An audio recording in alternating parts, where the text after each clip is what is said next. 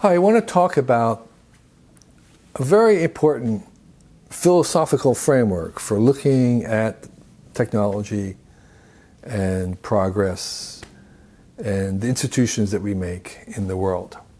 That's the lens of looking at the idea of seeking infinite games.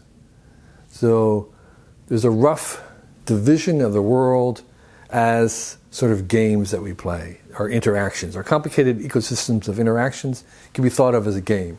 And there's two kinds of games. There's a traditional idea, we think of a game like a sports game with football. There's two sides. One team wins, the other team loses. And that happens within a field and a structure of the game where things are considered fair or unfair. So the idea is you have to obey all the rules in the game. If you break the rules, that's unfair, you're kicked out of the game stops, whatever. But that within the frame of those rules, there's somebody who wins and somebody who loses. That's a kind of a typical game. And it can be expanded to like a video game where there's multiple players that still have rules that you can't cheat, to games in which there are teams of people, and you could even think of kind of like the war or Olympics as other kinds of games where they keep scores in many different dimensions. But they're all basically fixed rules, and there are winners and losers. And often these have have an end. They have a beginning and an end. At some point the game ends. And that's when we kind of judge them. That's finite games. They're finite. They're limited. They have a beginning and end. They have finite time. So finite games are what we often think of games, and there's a lots of things in life that are like that kind of a game. They're called zero sum, meaning that you have a winner and loser, and the two of them added together. So you have a certain amount of points or a prize, and it's divided up, and that's it. It's finite. The other kind of game is called the infinite game. And it turns out that the infinite game is much more interesting, harder to define, but in many ways represents all the things that we're interested in. So in the infinite game, unlike the finite game, in the infinite game, first of all, there are no winners and losers. Secondly, the whole point of the game is not to win, but just to keep the game going as long as possible. And the third important distinction is that unlike a finite game where you have fixed rules, and if you break those rules, it's unfair, in the infinite game, the whole point, part of the game's point is to change the rules all the time as you go along so that you can keep the game going. Okay, so an example of a finite game would be something like having we'll call it the game of literature, where the idea is you want to write a book, and that book isn't like the success of that book doesn't make someone else's book do less well. It's not the cost of someone else's book. But if your book succeeds, it makes room for another book to be written, maybe on a similar subject, and that additional book might create space for yet another book to be written. And that the more books that are written, say, as a mystery novel, the more powerful that genre of mystery novels become, and more people can write mystery novels. So you have an idea of many people winning, right? So you win by actually allowing other people to win as well. Kind of like a win-win situation. That's part of an infinite game. The infinite game is much broader than just literally like keeping score. It's also a good analogy for life itself. So one of the things we know about the evolution of life is that life continually alters the planet that's on, our Earth, to make the living system more conducive to further life. So the more life there is on the planet, the easier it is for new life to happen. So the first bacteria are very simple, and you couldn't have like a squirrel live in a world of bacteria. But over time, the bacteria would enable other bacteria to feed upon it, and those bacteria would become prey for another species that would depend on those bacteria that ate the other bacteria. So you have these very complicated webs, and the more complicated and complex that web of life became, the more opportunity or niches there were for whole new species to live. So you have a species like a tiger today. That tiger is dependent on thousands and thousands of other species of life to live, directly and indirectly. So the tiger might have to eat rabbits, and the rabbits have to eat the grass, and the grass requires the bees to pollinate, and the bees require other flowers to live during the time that the grass is not flowering, and those flowers depend on some fungi.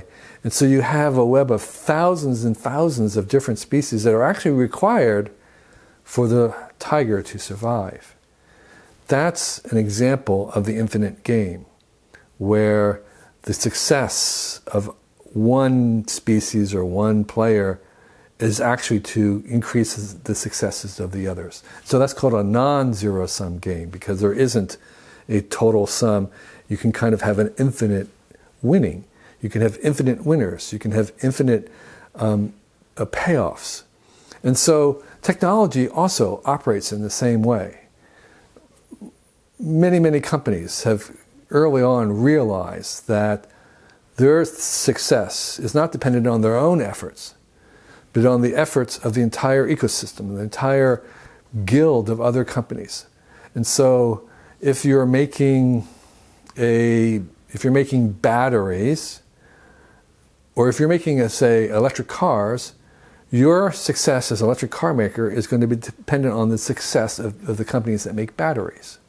So in some senses, you're going to try to support them to succeed, because your success is dependent on their success. And of course, they are also dependent on your success. And so there is this web of dependencies that are required, and the more successful that web becomes, it actually becomes even easier for other new startups to enter into and to play a role in that was not even before possible. So that the richer the web of technological dependencies become, the more opportunities there are to find a new place in there that did not exist before.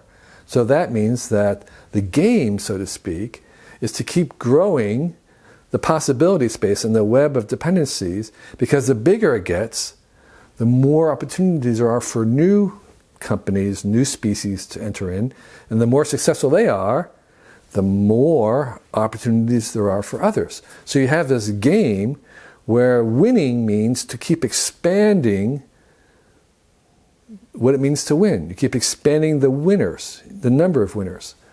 And like or unlike a finite game, there is no end game. It doesn't end. The whole point is to keep it going forever, to keep expanding. So it's a philosophy that says when we're making something, like a company or a product, the question is this part of an infinite game? Does this enlarge possibilities? Does this create new possibilities for others to win? And so a good measurement of success in the infinite game is what I am making, is it bringing success to others? Is it helping others to succeed? Is it opening up new possible ways to win that didn't exist before? It's not whether we're going to crush the competition. It's not we're going to get rid of this company over here. We're going to kill them. That's the finite game. The infinite game, which is much more powerful because it doesn't end, is to say, are we expanding the number of winners? Are we expanding what it means to succeed? Are we expanding the time at which success can run? And if we are creating something, an institution, a product, a service, that itself is going out and helping others to expand, that is a great success in the infinite game. And the question would be, well, what would be an example of some companies that today are running an infinite game? And I would say the place to look for them, first and foremost, is in the open source movement area. Because generally, the open source movements takes a little bit more of that kind of infinite game approach. So you have things like Mozilla or the Wikipedia or I'm blanking right now, GitHub. So these are companies and agencies that make it very easy for someone to participate.